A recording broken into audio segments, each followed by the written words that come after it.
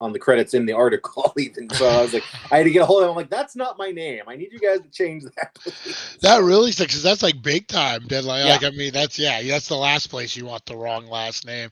You got a studio looking for Travis Spatula exactly instead. right. Yeah. Yeah, it was.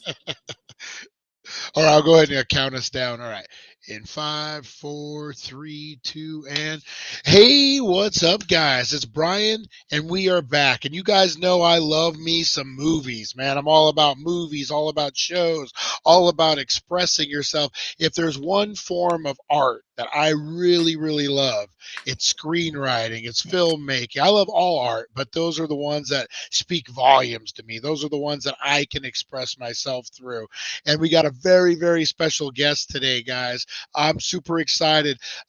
Should I say prodigy? Started writing screenplays at 8 years old, guys. This is like a Val Kilmer real genius moment we got going on, guys. Please give it up for the wise and powerful Travis Spatula. All right, I totally butchered that, man. We Yeah, just even went over the last and we name. just went over that too. Yeah. I was thinking spatula when I said it, and then oh god, but no, awesome, man. Thank you so much for being on the show. For sure. Awesome. So, 8 years old, is that correct? I'm honestly not sure where you got that part from. The 8 years I've been writing. So I've been writing since I was 6, but I didn't start Oh, writing. 6. Okay, yeah, 6. But I didn't start writing screenplays until I was 20, 21, something like that. So okay. I did some wrote shorts in high school. And Yeah. had stuff that placed in contests and stuff when I was, like 14, 15. But yeah, when you just said the 8, I'm like, wait a second, I was Yeah. writing at 8. But Well, I was you writing were still scripts yet, writing. so I mean, I was writing. Yeah, I was sure. talking about Tom and Jill going up the hill to fetch a pail of water at that point. Well, yeah, no, because I used to do, before I got into screenwriting, I wrote like short stories and poetry. And I won Nice. my first short story contest at the age of 6. Yeah, that's what Yeah, I was referring to. and Yeah. then had my first poem published when I was 12. So, Wow. Wow. so What eight was it splits the about difference, I guess. yeah. What was it about poetry at that age that kind of spoke to you? Um, I don't really know. It was like I guess it probably started, in class, we had to like write poetry for English courses and stuff like that, and then Yeah. I just started writing it on my own and learning about all the different types of poetry that there was. So I started, like trying different types and experimenting with all the different kinds of poetry, and then started sending stuff out and got some stuff published. I got nominated for Poet of the Year when I was like 13, making me. I was the youngest. I don't know if anyone's beaten my record. I was the youngest person at the time to be nominated. It was the poet for Poet of the Year from the International Society of Poetry. So, but that was ages ago. Cause I'm almost 40 now. So, Yeah, yeah, but I mean, wow, what a way to start. So, has it always been your dream to be a writer, to be like that in this kind of industry, or was there a time that you kind of wavered off? Because, like you said, I mean, from 8 years old to now yeah. is a long time. It Yeah. is a long time. I've always wanted to be a writer. Yeah, like ever since I was like, I won my first contest when I was 6 with a short story. The type of writing has changed over the course of time, because like I started writing short stories and then did poetry, and then I tried to do novels but could never really get far enough to get further, like a novella. Yeah. And then when I was in high school, I took a mixed media class where I got to be like a DJ at the high school's radio station, and we had like like the video class and stuff where like when they did like the news every morning, it would be up on everybody's screens in all the Yeah. classrooms and stuff. So I got to do some of that, and when I started writing shorts and I started filming like the shorts sometimes, and filmed a couple like music videos with like friends and stuff, and I just got into that. And it was actually Dawson's Creek is probably what got me into the whole filmmaking thing to begin with, because Yeah, Dawson. the opening shot with him on the wheelchair in the pilot, right? Where Yeah, he's like, yeah, and you're right, like, oh right. my God. And it's like before that, it never even occurred to me that like you can just make a movie. Like in my head, it Yeah. was just like a regular job. You go to college for it, get a degree, find someone to hire, just like because like things like my dad had to do to be a salesperson, my mom had to do to be a Yeah. teacher. In my head, it was the same sort of stuff for filmmaking. So seeing Dawson's Creek and seeing him make his own movies and winning contests and all that, so I'm like, I can do this. I can just do it myself. All right, so that kind of got me into it. So started doing shorts and music videos, and I was at the time like writing. I also directed some stuff because I didn't know how else to get it made, you know.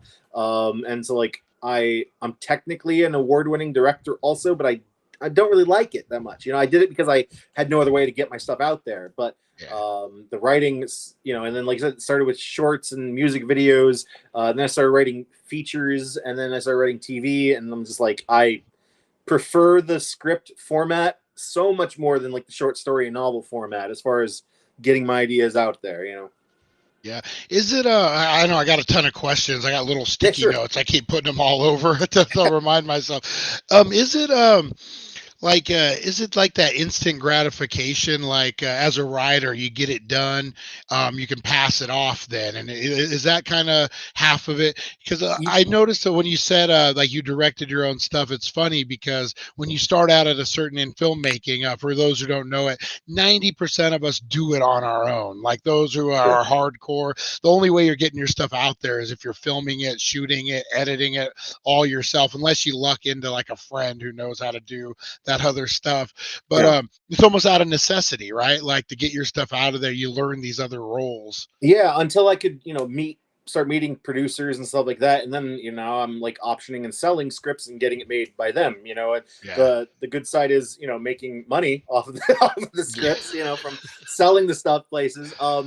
But you know I don't have as much control obviously anymore because you know when you're doing wearing all the hats, being producer and director and editor, all that, you get your say basically in everything that you're doing. Whereas now that I'm just a screenwriter, like my part is done, you know, once they take it to go and start filming. And even then even before then sometimes, you know, like people, because people get rewritten all the time, you know, like Yeah. even huge people like Spielberg and stuff, like people will rewrite their material, you know. And so I've been on both sides of that fence where I've had my stuff like drastically changed, and then I've been hired to drastically change other stuff, you know. So it's kind of like a give and take, you know. You can either have full control and make everything and just kind of cross your fingers hoping that it hits, you know, so that you're, you know, getting a paycheck, getting your name out there and Yeah. stuff, or get your stuff sold and then you know you're making money off of it, but then you don't have as much control over the final product anymore. So Yeah. Have you ever, and you don't got to get into specifics or anything, but you ever had a project where like you handed it off and it seemed all good, and then when you actually seen the final project, you're like, just even my script at all? Like, what's going on? well, there's definitely been stuff where I've been rewritten like majorly, and there's and again I've been hired to do the same thing to other people, you know. So I don't want to like complain about things, but I've definitely seen my work, and you start to wonder, you're like, why, if it was going to change that much, you know, like Yeah. what was the point of buying my script to begin with? But again, I'm not going to complain because I'm selling my script. My name is on the final project once it comes out, but you know, it's not necessarily what I had originally written. And then even then, what I originally written was, before we even started doing rewrites, was dog shit anyway. So I'm like, why did they buy this to begin with? You know, so. I know exactly. That's what is that? That imposter syndrome creeps Yeah, up, exactly. right? You're like, they're gonna figure it out. They're gonna find out that it's full of shit. Yeah, They're gonna want their money back. definitely crossing fingers a lot of times that nobody figures out that, you know, you're just not up to par and they should definitely not be paying you, but hoping that they will, you know. Yeah, that's so funny. Because I've heard other people talk about it, but I don't think I've ever had like the actual conversation with someone else who knows how that feels. Yeah. Like you're just like, pretty soon, any minute now, they're gonna Yeah, come knocking on the exactly. door. Oh man. So what is it like? Oh, let's go back. You had mentioned your parents and about how hard they worked and stuff. How did that affect you as like as a young adult getting into this profession? Like their example of like their hard work, and they had to do the schooling and do, you know, about the Sure. sales and the how did that affect you? Well, you know, it was because I feel like I took a very different path in life from what they anticipated, and you know, because they when I growing up, I was like total straight A student without even trying sort of situation, and Yeah. my parents would, if I took on an extracurricular activity of some sort that outside the school, my parents wanted me to, put in everything I have behind it. So like one story is when I was in third grade, I decided I want to try violin, and I was very good at it without having ever done it before. Like the first or second class of it, like I was already playing the entire songs that were in the music book, whereas everybody else was still playing the opening things and trying to figure it out. And so the teacher came to my parents, was like, we would like to put him in a higher class, skill level class. And my parents, they started getting on me. They thought it was great. They put me in the class and everything. But then at home, I wasn't really practicing. I was basically, when it was time to go to the violin class, I would grab my stuff, go do the class, come home, and then I'm done. And so they basically told me one day, they're like, you're either going to do the best you can at this and be practicing an hour every single day, or don't do it. And my response was, I gave them back the violin. And I was like, I don't want to. At least you're honest, right? Yeah, exactly. I'm like, I definitely want to learn how to play and play. It's fun, but I don't want to spend an hour of my life every single day doing it. Like, I've got other things I want to do. I was third grade. I'm like, I want to go hang out with friends. I want to play video games. I want to do all this other stuff. So and of all things, the violin at third grade too. That's not even like a remotely fun, Right. So now I'm like, I feel like I always kind of had the mindset from them of, going to college, getting a good job, etc., toe the line basically.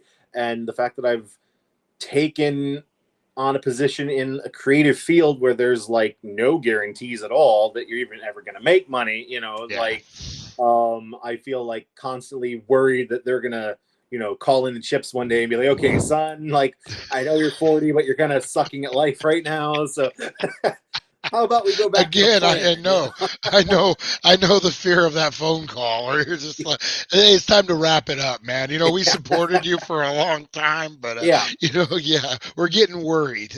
Actually, the funniest conversation I've ever had with my mom, and it was through my mom, but probably for my dad, where they were setting up their will and stuff, and specifically, my dad said, I do not want this inheritance going to some fucking movie.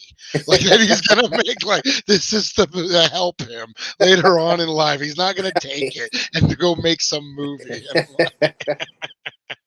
And the fact that he thought that way, I was like, all right. Oh man. So back to that, like the hour a day and like the way your parents were, did that help you? Like I know for me, and I guess most writers, the hardest part is getting that dedication, finding that like 2 hours, like 3 hours, whatever block you're gonna write in. Did that help you? Like, cause how they were like, hey, if you want to do this, you need the dedicated. Did that kind of transfer? I think over? so. Yeah. I know, because I'm of the belief that if you're a writer if you write. If you don't write, you're not a writer.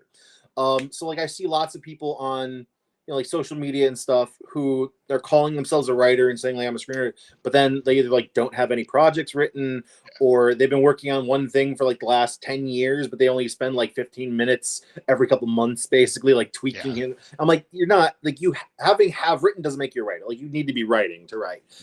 So I know it's tough. I know people who have like jobs and families and kids and all kinds of things like that, they're going to take up their time. But if you do the math, you got 365 days in the year, right? So even if you can only write one page a day, which will take you 15, 30 minutes tops to get through one page. It doesn't even have to be a good page, but that's over 300 pages, and a script is only between 90 to 100 pages usually. So you're writing 3 scripts a year by writing 1 page a day. Like if you can't find time to write a single page a day, like you don't have time to be a writer, basically.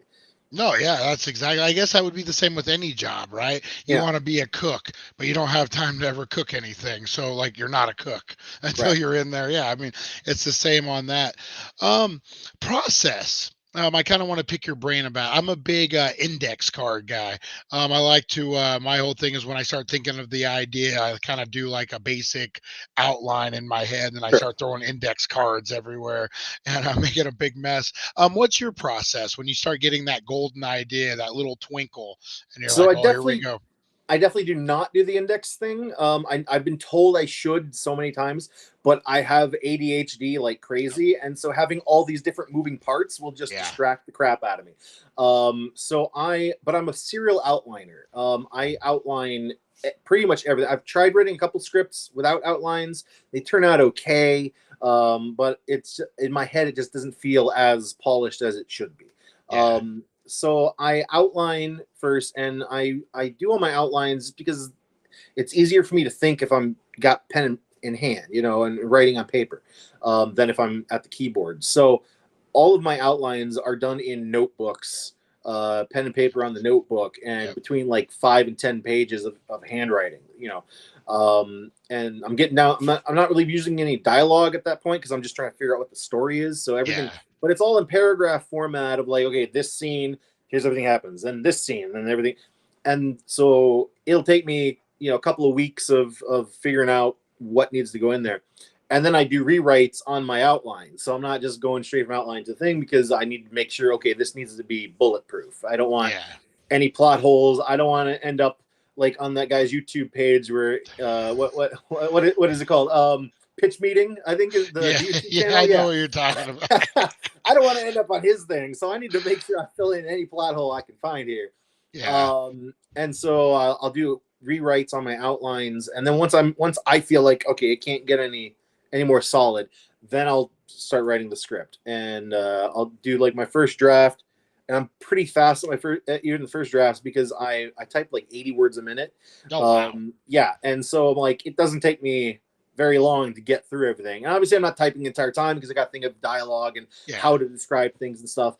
But I can finish an entire first draft in like 2 weeks. Wow. And then after that, it's like, tweaking and editing and stuff like that. So I'll write the first script or the first draft, and then I like to take time away from it because Yep. a lot of times when you finish writing something, you're so proud of that thing, and you don't see all the stuff that sucks. Yeah. So, Yeah. No. Yeah. I'm a firm believer that the first draft of everything is shit. So I will let it sit for like 3-4 weeks while I work on another project, and forget whatever I had on there. Come back to it, like I said, 3-4 weeks later, read the thing, and I'm tear it to shreds basically at that point because Yeah. sometimes you get things where I'm like, wow, this was a really good scene, I like this, and other times you're like, why did I write this? This is horrible. Yeah. And a lot of times this thing is, I have a tendency of overwriting on my first draft where I'll put way too much dialogue on things, and so like a lot of times in that first round of rewrites, it's like, okay, what do they not need to say but still get the point across, and cutting a ton of dialogue out, Yeah. And just as for instance, I just finished marking up a script yesterday, that I'm ready to go to a second draft and make all those changes, and it's 105-page script, and I have over 1,200 notes on it of things I want to change. Yeah, but so It's a whole different movie. exactly. Yeah. It's like most of it is like minor tweaks and stuff of like changing dialogue, saying what people say, how they say it, why they Yeah. say it. But again, 1,200 things are going to be different from the first draft to when I finish the second draft now. Yeah. So then once I finish that, I'll go make all the changes in final draft. So I got my second draft, and then start putting out there, hey, I need readers. Who wants to check this script out? Give me any thoughts you have. What's cool about it? What's not cool about it? Like, what should I change? What will make it more commercial? That sort of thing. Yeah. Give them like maybe like 3 weeks to a month to read it and stuff, because I don't want to force anyone to read, like, make time for me. Yeah. Yeah, everyone loves that guy running around with his screenplay. Read my screenplay. Yeah, exactly. And then get back to me tomorrow. Like, Yeah. no. So I give people like a month to read stuff, and then once that month's up, like, gather up all the notes that people have sent me. I have to keep like a master copy where I'm like basically copy and pasting every note everyone has from all their drafts onto a master draft, which I think is really helpful because a lot of times, so sometimes you'll get like alternating opinions on things. Yeah. Where you'll have like one person's like, oh, this scene was great because blah, blah, blah. And this person's like, this scene is dog shit because blah, blah, blah. and the blah blah blah is exactly the same thing. Yeah. So like they hate it and love it for the exact same reason, and that happens very frequently. I feel like just very polarizing, so but having both of those notes in the same scene lets me go, okay, this person loves it, this person hates it, who should I side with, like what do I think, reread it, see if one of their opinions outweighs the other in their reasoning behind it. But then you might also get a scene where, like, if 4 or 5 people say this scene doesn't work, it doesn't work. So I live by my what I call the rule of 3. If one person says it's a problem, it's their problem. If I love if, that. I love yeah, that so much. if 2 people say it's a problem, it might be a problem, and I should take a look at. If 3 or more people say it's a problem, like, it's a problem, and I need to fix it, figure out how to fix it, and do it. So then I'll do my third draft based on all the people's notes and stuff, and of course, doing my own notes, I might see something that they don't catch, and then do a draft, like do a run through and make sure everything sounds right, like read all my dialogue out loud, make sure there's nothing that sounds clunky, find any spelling errors, because I'm the lowest lane of spelling. I write really well, but I'm a terrible speller, Yeah. and then send that out, either if there's any like contests that I want to put it in, to try and get notes on, or if I know a producer's looking for a specific thing, I'll be like, hey, I just finished this, take a look, or send to my agent and see if she can get out there. Of course, that's right now with the writer's strike going on, nobody's reading anything. Yeah. So That's a crazy deal. Like I thought they had that all wrapped up, and then things yeah, just want to. there's some why. I don't know if you've seen, like, they posted online what points the WJ wanted, and then what the response from the producers were. I And there are a didn't see couple. the final. I saw the discrepancy of what they pay and what the studio. What was it? NBC Universal did the stupidest thing. Like 3 days after the strike, they put out their numbers, and you're Yeah. like, yeah, But there's still, like, wide discrepancies on things where, like, the writers were like, we want this, and the producer said no, and then didn't give any give at all. Like, there was no negotiating. It was just, no, you're not getting that. yeah, And so they're like, well, then we strike. And right now, like, the directors made a deal, apparently. So congratulations to the directors on having a new deal for the next 3 years.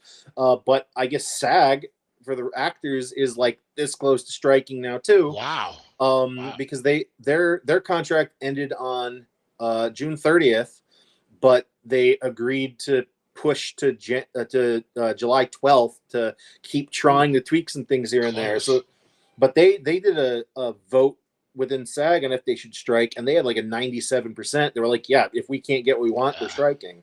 So and it could yeah, look very soon like the entire industry is going to, except for the directors. They'll have no one to yeah. direct and no material, but the directors will be happy. Yeah, that's what I was thinking. So, like, normally during a writer's strike, you would have a slew of like reality shows and things Yeah, that that's what come happened up. last time. But Yeah. if it's SAG goes, those actors won't be able to be, because I'm assuming major productions, even your reality show stars, after 3 episodes have to be SAG at a certain point, right? I honestly don't know about what their Yeah, guidelines yeah. are. I'm just assuming from like the Yeah, industry that I've worked in. I mean, I did an indie film that I had Danny Trejo in it, and I had to have everyone else SAG, or give them their token or whatever, sure, because sure. I had one. So I'm assuming that's how it works. But you know what they say about assuming. Yeah. So I honestly don't know what the rules are for Yeah. So hey, we might reality not even stuff, be but getting reality shows this that's what summer. happened It in, just might in be reruns. 2007. Yeah. When the last strike happened in 2007, and it was like you went from having great shows Yeah. and then nothing but reality TV, and then when those great shows came back, they just weren't as good anymore. Like Heroes, anyone? Yeah. Yeah, Oh, yeah. That was a huge one. it was It didn't kill the show, but I really wanted to see where it was going to go. Breaking Bad. yeah, They had the whole Tuco character, and because of the strike, they couldn't get into there. And then he ended up signing with Criminal Minds, or one of those shows, so they never brought him back and then they ended up pushing the older man as the main villain. sure. But like, yeah, I always wondered where that character would have went, because I mean, man, the storyline was getting really good at that Yeah. point. Yeah. So we'll see how things go, I guess. But like the writers are still on strike, and from what I've heard, like they're not planning on going back to the table anytime soon because the producers just aren't ready to make any negotiating happen. So That's crazy. So I got a ton of questions here for you, Sure. man. So first one, we talked a little bit about dialogue. I think most writers, I know me personally, I struggle with that. Like you made me laugh. The first round, you say. So I sit it down. I come back a week or two later, whatever it is, and I read it. And 9 times out of 10, I feel like I'm reading with the dialogue a bad episode of a '90s Fresh Prince of Bel Air. Hey brother, how are you doing? Sure, And sure. so go back. What suggestions, like what do you do to kind of clear your head and like almost to channel that character's voice?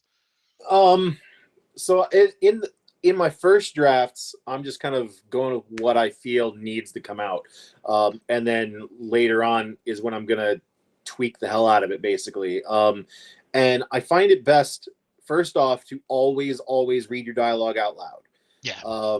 because it's so easy to write something and be in that mode and be like, yeah, this is good, this is going good, but then read it out, and even when you're reading it like just to yourself, like, oh, it still sounds, but if you read it out loud and you're starting to stumble over the words because of like how things sound next to each other, like that needs to go. Like it needs to be rewritten immediately so that the actor can say the words and not sound like a dipshit, so Yeah. um and then you also want your characters to each be their own person, so obviously there are certain times when, if you're got a bunch of characters who are friends together, they're probably going to talk about the same way because they're hanging out with each other off. But if you have characters like who are from totally different worlds, they're not going to sound alike. They're going to have, their own, because they've had their own experiences, of life and their jobs and things like that. And their own friends, they're gonna be different. Like somebody who's a jock is not gonna talk the same way as somebody who like spends all their time at clubs, Yeah. and stuff. So, you should. I also go through and I'll do, when I'm doing my rewrites, I'll do a round of just like each character at a time and read all of that person's dialogue by themselves. Make sure they sound uniform across the thing, because I don't want a character who sounds like this one time and then all of a sudden becomes like a frat boy or something like halfway Yeah. through with what he's saying, So, um, dialogue is definitely tough, man. Like trying to figure out how different people are going to say stuff and make it not sound like you, Yeah. because obviously like every script is going to have a piece of yourself in it, any form of any writing is going to have a piece of yourself in it.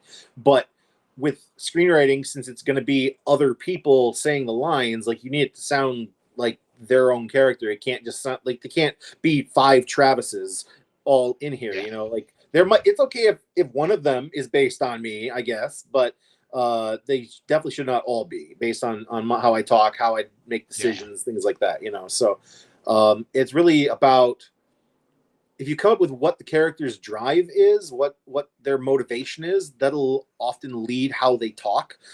Somebody who is, very much in like the financial world, have these like really high aspirations of how they want their career to go, they're going to talk way differently than somebody who's like in college and spends all their time playing video games and watching Yeah. movies on the couch.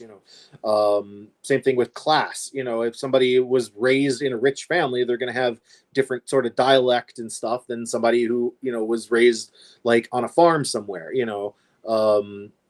And even races, Yeah. people talk differently from each other, depending on the situation that they're in, so it's you gotta basically, I do go through and pick each character and make sure I do each character themselves the entire time, make sure they sound just like themselves and nobody else, and then do it with the next character and the next character, and make sure there's like, there can be overlap in situations, like I said, people who are friends probably have similar like dialects and know similar things and stuff, but like I've seen stuff where everybody happens to be like an expert on some field, and it's why does this person know this to even be talking about that? Like, Yeah. they're not a scientist. Why do they know what the scientist should be saying instead of what they should be saying as like a teenager or something? Yeah. So it's dialogue is completely character based. You got to get into who the character is, what they want, and let that drive how they're saying things. Yeah. What I'm really hearing is like you separate everyone, you go through their dialogue, and so you can hear almost their voice separately, and then you make your adjustments. Is that kind of correct? Yeah, yeah, and like I said, also read the dialogue out loud, because Yeah. if you're reading it and it's hard to get through without sounding clunky, an actor is not going to be able to get through it without sounding clunky either. So you got to make sure that everything sounds legit, but also sounds smooth. Where you can actually say it without stumbling over all the words. Yeah. Let's talk plot holes. You had brought that up a little bit.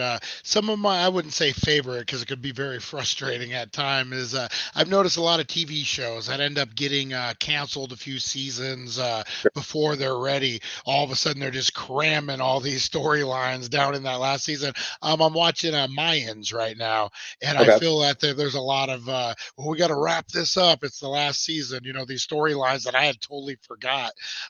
What are some of I know it's different writing for features or writing for shorts than it would be a long-term series. But what are some of the things you like to do to prevent the plot holes? Well, the first thing, I feel like most plot holes end up being logic problems. Where, again, if you've seen that YouTube series, pitch meeting, where almost everything he says is like, it's a plot hole, because why would they ever do that ever? And to be honest, like, so Captive, my movie Captive that I wrote is out on Tubi right now, Nice. and there's been, I've seen some good reviews and some not so good reviews, and I feel like the most frequent not so good review I see is about the age of the characters. So I don't know if you've had a chance to watch the movie on Tubi yet. No, no, um not yet. I'm okay. excited about it. I love the Tubi app. For those guys who haven't checked it out yet, man, check out this Tubi app. They have so much freaking content on here, and you get to watch this awesome movie, Captive, right? And everything's free on Tubi Yeah, too. yeah. You got to deal with commercials every once in a while, because that's how Tubi makes That's their it. money. Yeah, the price you But I pay for free content. Come on. Yeah, but we just did a screening of Captive last week, and I think there was only one commercial break in the whole thing. So I was like, Nice, nice. that's Are you that's able great. to give us like a breakdown, not of the, it's just what it's about, like Yeah, so that's what I was about to say. Is so Captive, what it's about is a group of friends end up breaking into this house that they know is going to be vacant over the weekend, and basically, like, going there, smoking joints, having a good time, partying things up, and end up finding someone chained up in the basement, oh wow, who of course ends up becoming a vampire, and vampire in gore ensues. Um, nice.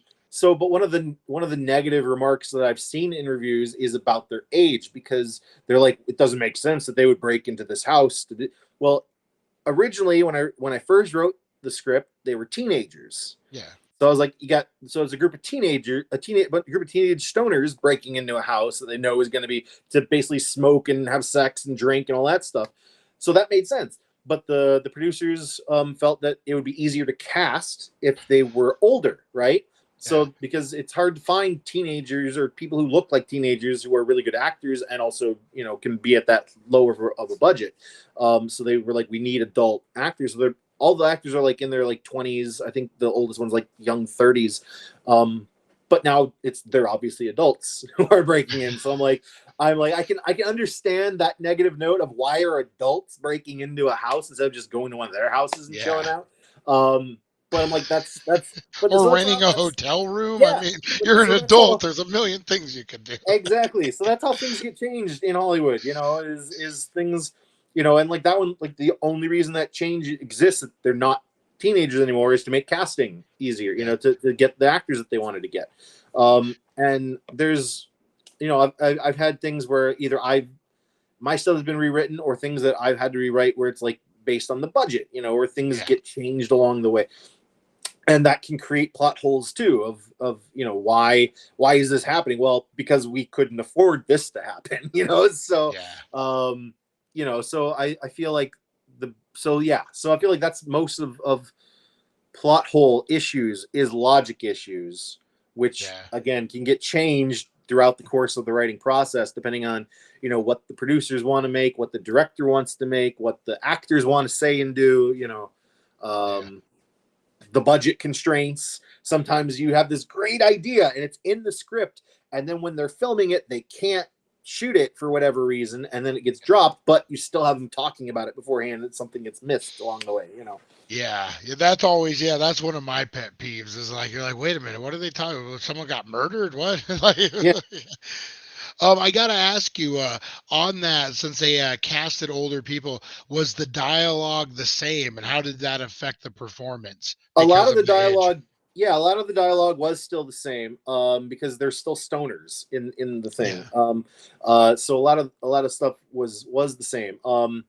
You got there was some stuff that changed along the way, where either like the director want to change or the actors. It stars, I don't know if you looked into it, but Scott Taylor Compton is the lead Oh, actress yeah, in it. yeah. We're real familiar. Talk scary to me. Yeah, Yeah, we so totally love her podcast. Great, great actress. yeah, Actually, just so saw her last Saturday's in Vegas. They were doing her bachelorette party, and she Tom okay, Devlin's Monster Museum. Yeah. Anyway, sorry, but super yeah. familiar. So Yeah, she's our lead, and there was like some dialogue that was like, specifically made for her, in the yeah, thing and stuff. And like, I've had movies like I've got one script that hasn't been made yet. But I know one of the rewrites that we've been talking about is increasing what was supposed to be a secondary character, but they're like, we can get so and so to play this part if it's a bigger part. So now it's like, yeah, okay, how do we increase the importance of this character now? yeah. And I like, there was actually one script a few years ago. It ended up not going anywhere, unfortunately. The producers had it for a couple of years, but then COVID happened and everything just fell apart. But in that one, I had one character that originally died during like the setup, basically. And they were like, we need this character to live because we want to cast somebody very specific in that role. And if they die in the first 10 minutes, it's not going to happen. So I Yeah. then had to rewrite the entire movie to keep this one character alive and have it still make sense that he's didn't die off, and Yeah. um, which again would have been another plot hole if it had been, part of the way there. And then like, because a big problem with a lot of, especially amateur writers, when they're doing rewrites, is they don't think about how those rewrites have a ripple effect across the entire script. Yeah. So as like a side gig, I give notes to other writers on their scripts, on like what works, what doesn't, things like that. I try not to be like, oh, well, if I were writing it, I would make this change. Like, okay, seems like you're trying to go with this, but it doesn't quite work because you have this happen, So, Yeah. and so they'll go through and they'll make the changes that I'm suggesting, but those changes, like, there's things either before or after the change that now don't make any sense because of how you change that one scene. So when you're making those changes, to fill in the plot holes, you need to make sure that across the entire script from beginning to end, that doesn't change anything else. My wife. Am I allowed to say anything about you in your book or no? Okay, so my wife. Sorry, my wife. Disclaimer. Yeah, my wife is a novelist. Nice. Her debut novel is going to be coming out on pre-sale next week. Ooh, awesome. But We got to get so her on here, man. yeah, Let her plug away. Come on. for sure. But so like I've been seeing her.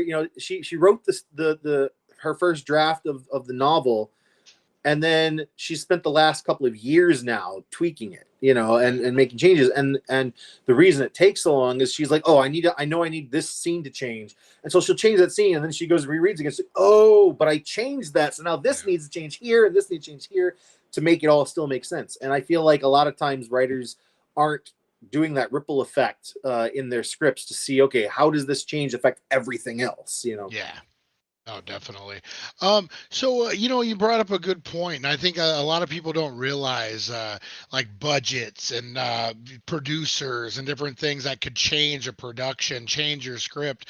One of my favorites that I had to do was in one of my movies, we were able to get Danny Trejo to make an appearance in there, and I wanted to make the most of it. And I had this bartender. It was one scene, and I was like, you know what, we got him for a couple hours. Like, what can we do? And I ended up rewriting writing to where like he's walking down a hall, and I moved it around to where it looked Sure. like we had him for more than 2 hours. You know what Yeah. I mean?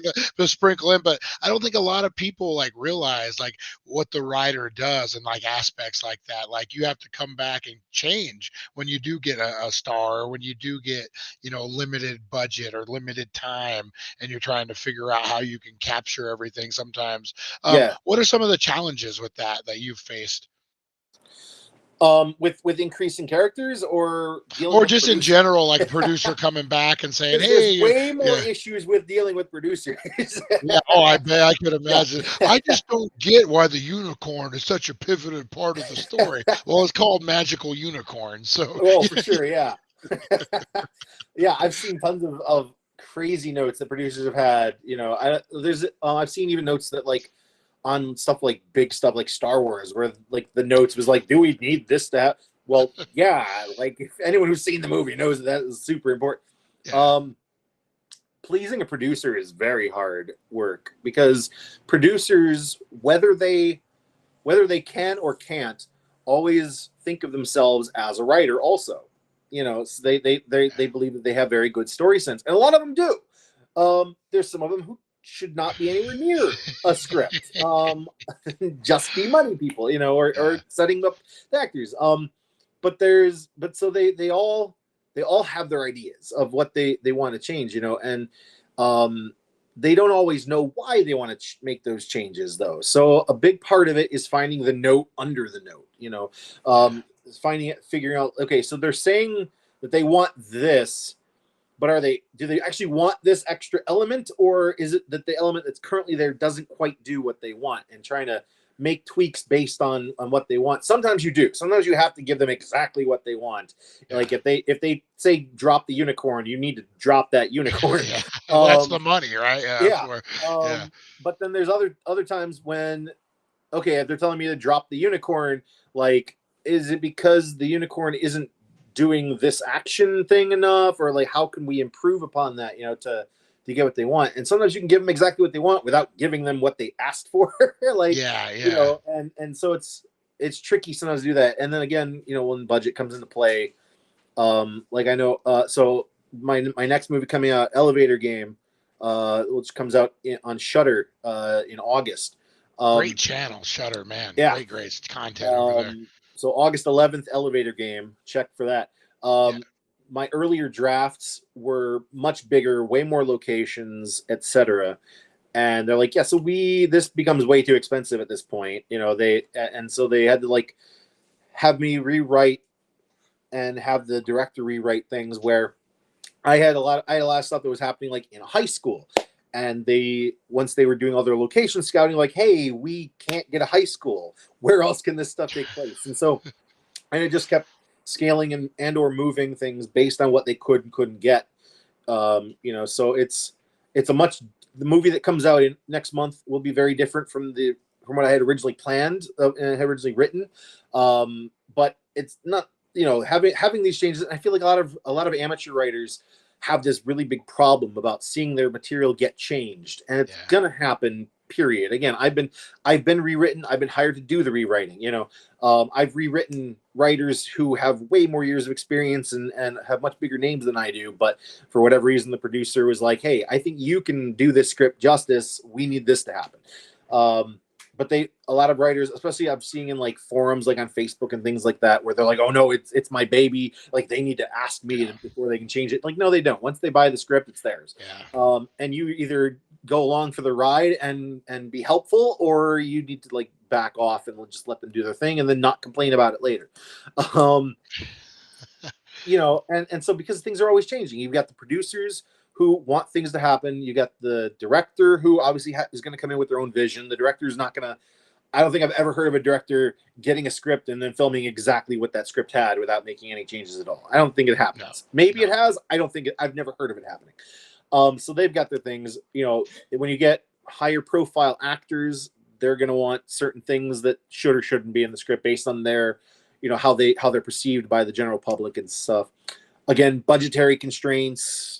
If somebody yeah, says, "Hey, we can't afford this scene because it's like $40,000 too much," you need to either figure out a way to cut that scene, or have that scene happen somewhere else that they can afford, and Yeah. still have it make sense. And again, that goes back to plot holes. Sometimes it works great, and sometimes people forget about the ripples and be like, oh, well, we can't get this location, but that's fine. We'll put in this location. And then when you watch the thing back, you're like, wait, why is this here instead of here now?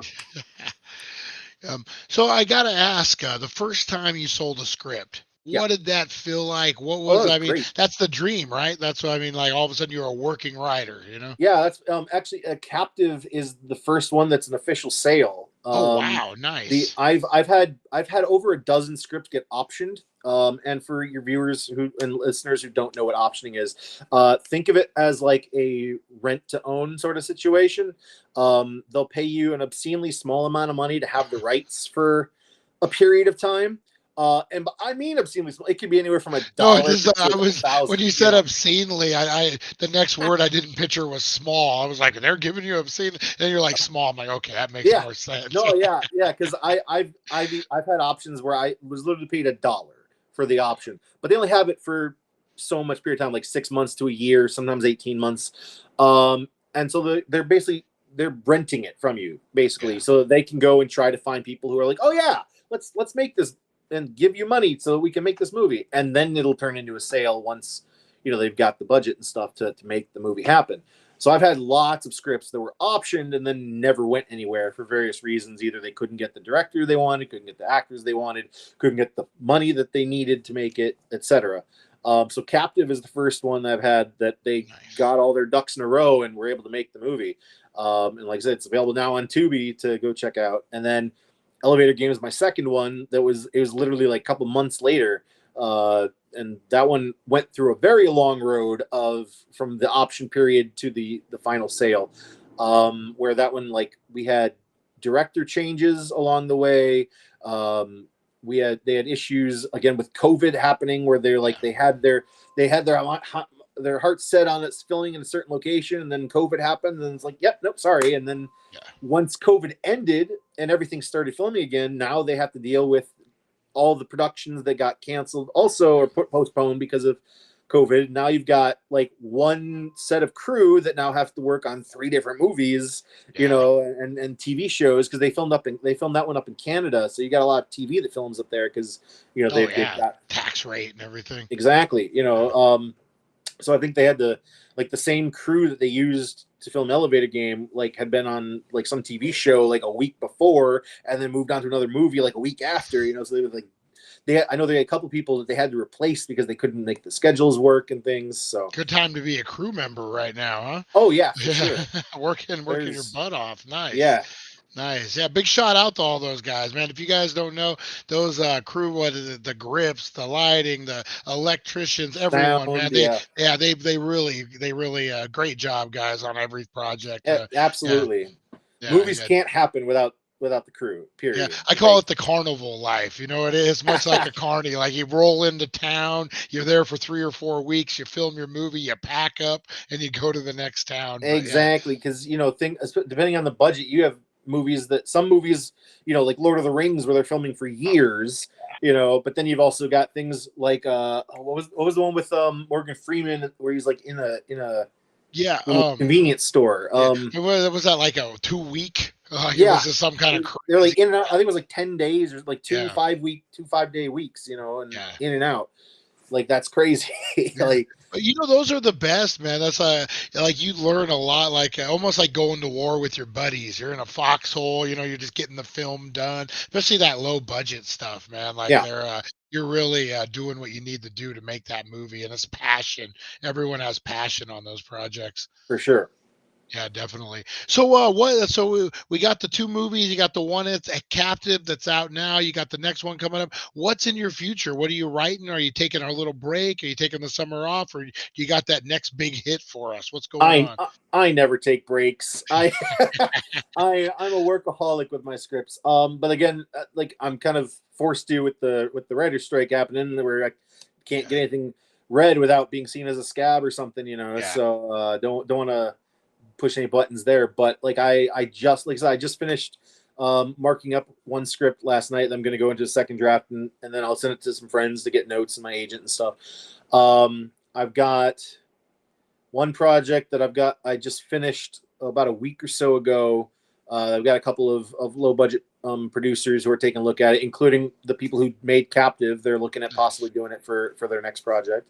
And then I also, because I get really bored sometimes of writing teeny tiny horror movies that can be made low budget, so I expand on like projects where I'll do something like some big tentpole project. So my most recent one there is I recently did a project called Claus, which is a Lord of the Rings style origin story for Santa Claus. Nice. I And like that. I like that yeah, a lot. That's it's wow. That yeah, actually is pretty good. I think it's a very fun script. It's big, high action, lots of fantasy stuff going on. A lot of heart to it too. There's some scenes that are made specifically to.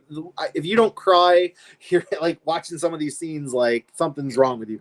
I did my best on this script, but it's so big budget. Like there's, it needs to go out to someone like Warner Brothers or Paramount or some huge company that can make it happen, because it's easily $100 million movie, so if it were to get made, which is much different beast from Captive, which is like under $500,000 for its budget, or even Elevator Game, which has like a Blumhouse style budget of like $2.5 million, so that's awesome, man. That's such great projects coming up, such great everything. We got to kind of wrap it up. Let everyone know the projects that are out, when they're coming out, and where we can find you at.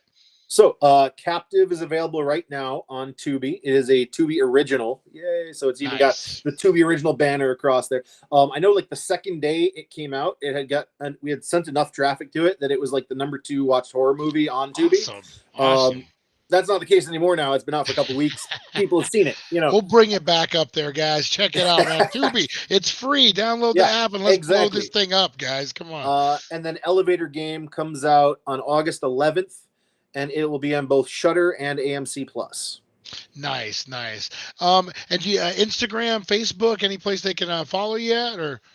I'm on Facebook, but I kind of use that mainly just for personal stuff. You can find me on Stage 32, which is awesome site. Yeah, it's a film specific social media site. I'm on there. I'm also on LinkedIn.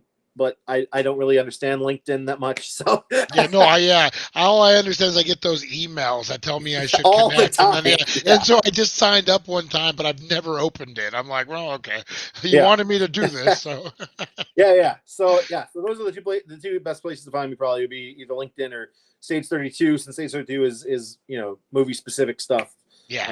Stage 32 for all you potential filmmakers, all you filmmakers that are out there, man. It's a great network of you can meet a lot of great people, throw out ideas, people feedback. It's a great, check out Stage 32, guys. It's for sure a great site.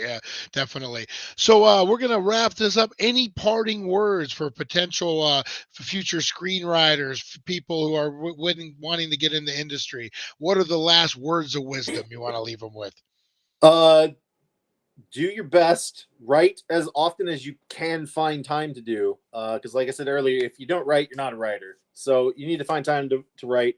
And like, don't give up. It's hard as hell to do. But there are other people out there working their butts off hard as hell to do other aspects too. So if you are a writer and can't figure out a way to get your stuff made, look for a director who can't get their stuff made. Hook up, get together. It's all about networking. Wow, it really is. Yeah, you need to get to know people. You need to be fun to work with, and be willing to let your ideas be molded by other people, because filmmaking is such, it's not a one person at their computer for the whole time. There's so many moving parts to a movie, so many people. We said all the crew that are involved, producer, director, actors, everybody gets a little to say. So don't stress having your stuff altered by other minds. Having people want to alter your stuff to make a movie is a good thing. That's the end goal. Get the movie made. Yep, definitely. All right, guys, check out those movies. I'm excited. Oh, man, big time stuff. Thank you so much for coming on, guys. Please give it up for the wise and powerful Travis Seppala. It's Seppala. Seppala. Damn it, man, it was so close. So close. Well, I mean, with that outro, I might as well just be the Wizard of Oz at that point. Pay no attention to the man behind the curtain. Exactly. Check out the movies, guys. We're going to be back right after this. All right.